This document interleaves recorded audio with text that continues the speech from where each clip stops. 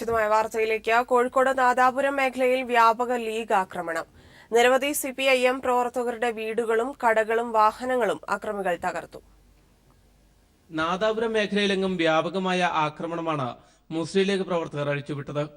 കഴിഞ്ഞ ദിവസം കൊല്ലപ്പെട്ട യൂത്ത് ലീഗ് പ്രവർത്തകൻ അസ്രമിന്റെ ഖബറടക്കം കഴിഞ്ഞുടനായിരുന്നു ലീഗ് പ്രവർത്തകർ അക്രമം ആരംഭിച്ചത്. 40ഓളം CPIM പ്രവർത്തകരുടെ വീടുകൾ തകർത്തു.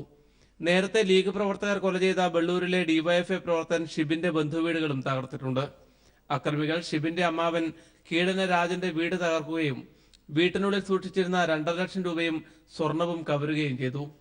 തൊടുവയലിലെ മനോജന്റെ വീട്ടിൽ നിന്നും പണം കവർന്നിട്ടുണ്ട്. CPIM പ്രവർത്തകരുടെ വാഹനങ്ങളും തകർത്തു.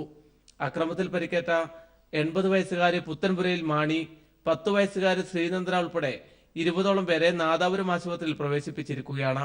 അക്രമികൾക്കെതിരെ പോലീസ് കർശന നടപടി സ്വീകരിക്കണമെന്ന് CPIM ജില്ലാ സെക്രട്ടറി P. മോഹനൻ മാസ്റ്റർ ആവശ്യപ്പെട്ടു. ഉത്തരവാദപ്പെട്ട രാഷ്ട്രീയ സ്ഥാനങ്ങളും അതുപോലെ തന്നെ പോലീസ് ഉദ്യോഗസ്ഥന്മാരുമെല്ലാം കൂടുതൽ ജാഗ്രതയോടെ ആ മേഖലയിൽ ഇടപെടേണ്ടതുണ്ട്. എല്ലാ അർത്ഥത്തിലും സമാധാനം പാലിക്കുന്നതിന് ഉള്ള ഒരു ഇടപെടൽ എല്ലാ ഭാഗത്തു നിന്നും ഉണ്ടാവണം. സ്പർദ്ധ വളർത്തുന്ന പ്രചാരണങ്ങളിൽ നിന്നും ജനങ്ങൾ പിന്മാറണമെന്ന് ജില്ലാ കളക്ടർ N. പ്രശാന്ത് ആവശ്യപ്പെട്ടു. സമൂഹ മാധ്യമങ്ങൾ നിരീക്ഷിക്കാൻ സൈബർ സെല്ലിനെ ചുമതലപ്പെടുത്തിയിട്ടുണ്ടെന്നും കലക്ടർ അറിയിച്ചു. News bureau, Kozhikode. നാദാപുരം കൊലപാതകം ദൗർഭാഗ്യകരമെന്ന് മുഖ്യമന്ത്രി പിണറായി വിജയൻ.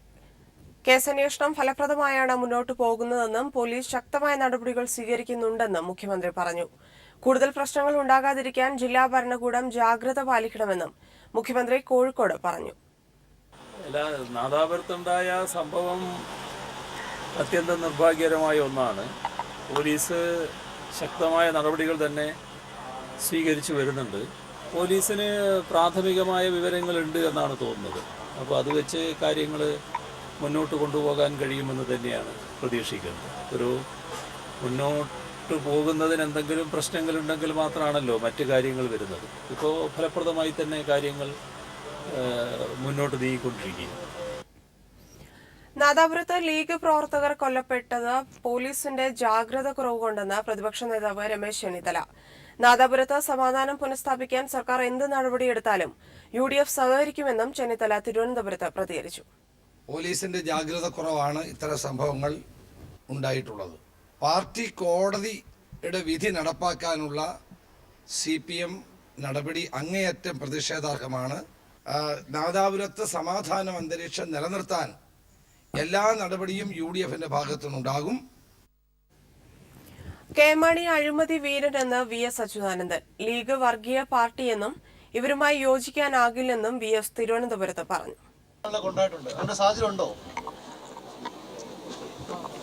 മാണി ഏറ്റവും വലിയ അഴിമതി വീരനാണെന്ന് കേരളം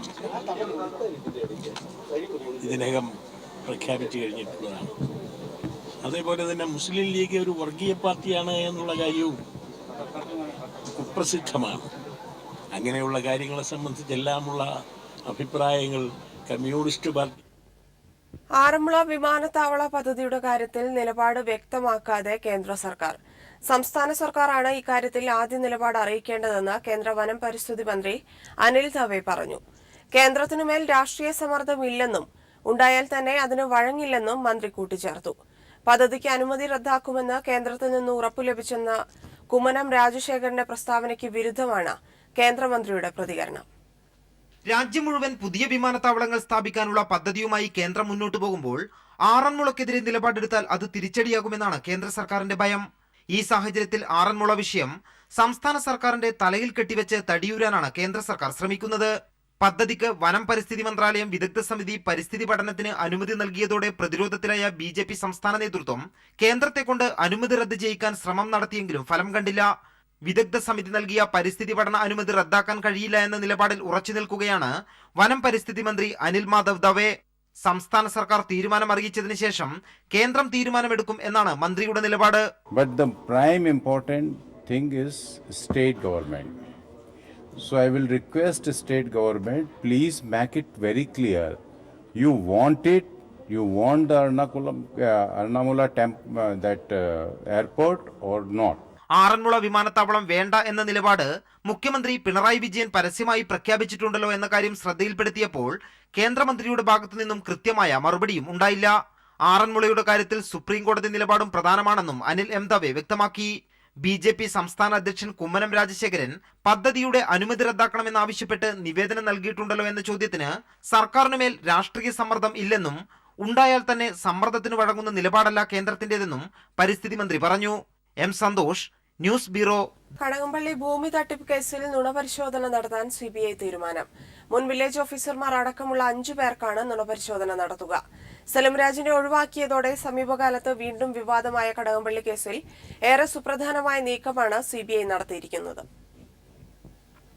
തലസ്ഥാനത്തെ ATM തട്ടിപ്പ് കേസിലെ പ്രതിയായ റുമേനിയൻ സ്വദേശി ഗബ്രിയേൽ മറിയനെ വെള്ളയമ്പലം ആൽത്തറയിലെ SBI ATM കേന്ദ്രത്തിലെത്തിച്ച് തെളിവ് നടത്തി. തട്ടിപ്പിനായി സ്കിമ്മറും ക്യാമറയും സ്ഥാപിച്ച വിധം ഗബ്രിയേൽ പോലീസിനോട് വെളിപ്പെടുത്തി. തട്ടിപ്പിലെ മറ്റു പ്രതികളെ പിടികൂടാൻ ഇന്റർപോളിന്റെ സഹായം തേടുമെന്ന് DGP ലോക്നാഥ് ബെഹ്റ വ്യക്തമാക്കി. മുത്തൂറ്റ് സ്ഥാപനങ്ങൾക്കെതിരെ പ്രചരിക്കുന്ന വാർത്ത തെറ്റെന്ന മുത്തൂറ്റ് ഗ്രൂപ്പ്. ആദായ നികുതി വകുപ്പ് നടത്തിയ റെയ്ഡിൽ യാതൊരു ക്രമക്കേടും കണ്ടെത്തിയില്ല. മുത്തൂറ്റ് ഫിൻകോർപ്പിന്റെയോ സഹസ്ഥാപനങ്ങളുടെയോ അക്കൗണ്ട് മരവിപ്പിച്ചിട്ടില്ലെന്നും മുത്തൂറ്റ് പാപ്പച്ചൻ ഗ്രൂപ്പ് വാർത്താക്കുറിപ്പിൽ അറിയിച്ചു.